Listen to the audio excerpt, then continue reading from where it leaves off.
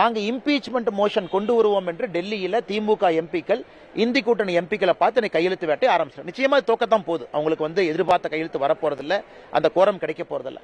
ஆனா எதற்கு தமிழக மக்களுக்கு நாங்கள் சொல்லுகின்றோம் என்றால், நீங்க மக்கள் பார்க்கணும்.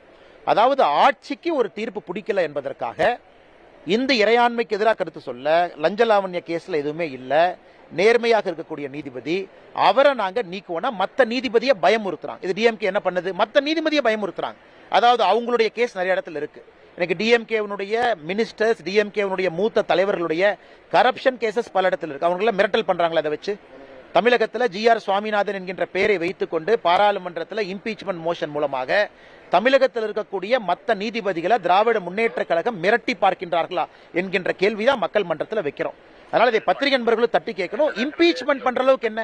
அதான் சுப்ரீம் கோர்ட் அப்பீல் போயிருக்கீங்களே, சுப்ரீம் கோர்ட் அப்பீல ஜிஆர் சுவாமிநாதன் அவங்க தப்பு பண்ணாங்கன்னு சொன்னாங்களா? சொல்லலையே. அப்புறம் இம்பீச்மெண்ட் மோஷன்